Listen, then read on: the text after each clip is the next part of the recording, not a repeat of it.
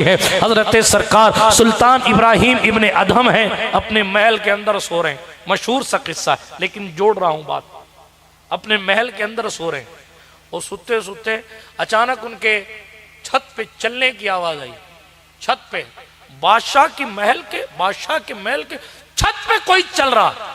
इन्होंने कहा, हजरत इब्राहिम बिन अदहम ने, ओ कौन हो, क्या तलाश कर रहे हो, इंसान हो कि जिन्नात हो?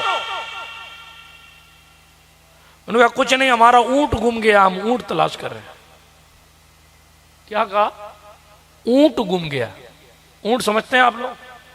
वो पीछे वाले बहुत खामोश बैठे हुए। ऊंट नहीं समझते तो इतना डर क्यों रहे, खा थोड़ी जाएगा, समझते हो ना? ऊंट तलाश कर रहे हैं। तो बादशाह ने कहा, ओ भाई यहां का ऊंट मिलेगा, ये बादशाह का महल है, चोरा कोई जंगल है?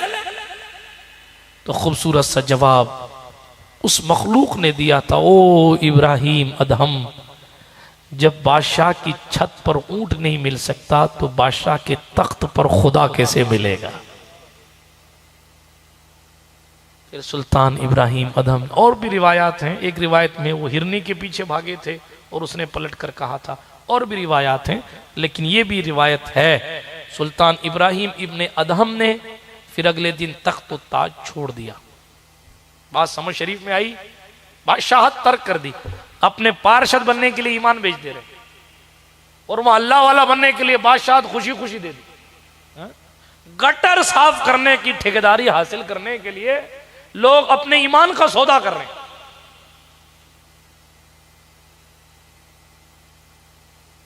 वहां बादशाहत बाप दादाओं से मिली है, लेकिन अल्लाह की बारगाह में मुकर्रब होने के लिए बादशाहत छोड़ दी।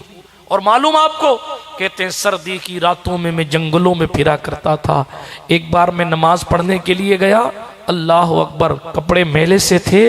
कल का बादशाह, 7 मुल्कों पर हफ्त अकलीम की शहनशाही करने वाला, अल्लाह अकबर, ऐसा बादशाह आज गंदे कपड़े बज़ाहिर पहनकर फकीराना हालत में नमाज पढ़ने गया, लोगों ने धक्के दे दिए। जी कहते हैं मैं सीढ़ियों से गिरता था, तो जितनी सीढ़ी से गिरता था अल्लाह के नजदीक उतना दर्जा मेरा बुलंद हो जाता।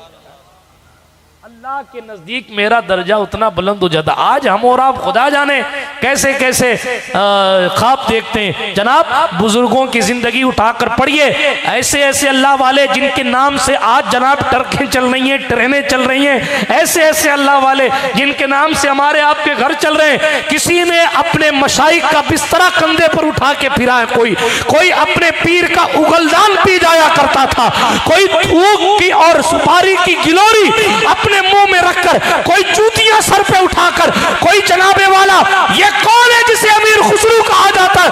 महबूब इलाही के खड़ाऊ, महबूब इलाही की जूतियां जंगल में उठाकर अपने कंधे पर रखकर हजारों रुपए तोहफे में दे देने वाले मुरीद को अमीर खुसरू कहा जाता। किसी ने अपने पीर का उगलदान उठाया और पी लिया। कोई गरीब नवाज है तो अपने मुर्शिद का 12-12 साल तक बिस्तरा अपने कंधे पर उठाकर अपने पीर के साथ फिरता रहा, तो जाकर इस मंजिल को पहुंचा है। आज हम सोते सोते समझते हैं कि हम यूं ही वली बन जाएंगे, हम समझते हैं कि हमारी जिंदगी में यूं इनकलाब आ जाए। उसके लिए कुर्बानी देनी पड़ेगी। बात दूर न चली जाए, सुल्तान इब्राहिम अदहम की कुर्बानी देखें आप। जी हाँ, इस तरीके से कुर्बानियां लोग पेश करते हैं, और कभी कभी इस कुर्बानी के लिए जलील भी होना पड़ता है, कभी कभी इस कुर्बानी के लिए बदनाम भी होना। आज सुन्नुल मिस्री की सदाकत की कस्में खाई जाती है। कल दौर था कि 300 उलमा ने उनके काफिर होने का फतवा दे दिया था। अल्लाह अकबर कबीरा, बहुत दूर नहीं ले जाना चाहता, आप कहेंगे बहुत गहराई में चले गए, लेकिन बेदम ने बहुत खूबसूरती के साथ 2 मिसरे में कहा, सारी दुनिया की निगाहों से गिरा है बेदम, सारी दुनिया की निगाहों से गिरा है बेदम, तब कहीं जाके तेरे दिल में जगह पाई, तब कहीं जाके तेरे दिल में जगह पाई। फटी हुई गुदड़ी पहनकर इब्राहिम अदहम नदी के किनारे बैठे। उनका पुराना वजीर आ गया जो कल अंडर में काम किया करता था, उनके नीचे आज आ गया। ये बेचारे फटा हुआ जुब्बा सी रहे, अपना फटा हुआ जुब्बा सी रहे, उस वजीर ने कहा, हो बादशाह, 7 मुल्कों की बादशाह छोड़ के यहां फटा हुआ जुब्बा सी रहे हो, ये क्या फैसला लिया? वजीर ने कहा, ये क्या फैसला लिया?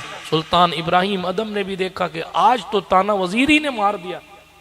सुई उठाई, नदी में फेंक दी और कहा, वजीर साहब सुई लाइए। ओ वजीर साहब सुई लाइए। वजीर साहब ठंडे पड़ गए, वो तो डूब गई। अब मैं तो 70 वजीर भी आ जाऊं तो नहीं ला सकता।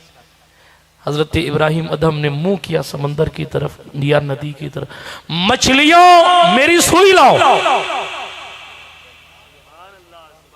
मछलियां, सारी मछलियां सुई ले लेकर आ गई। रिवायतों में यहां तक भी हमने सुना है कि कुछ मछलियां सीप के मोती ले आई, कोई सोने की सुई ले आई, और एक मछली थी जो ओरिजिनल सुई लाई। सुल्तान इब्राहिम अदम ने कहा, ये सीप, ये मोती, ये सोने छोड़ने के लिए तो नदी के किनारे अल्लाह अल्लाह करने बैठा हूं।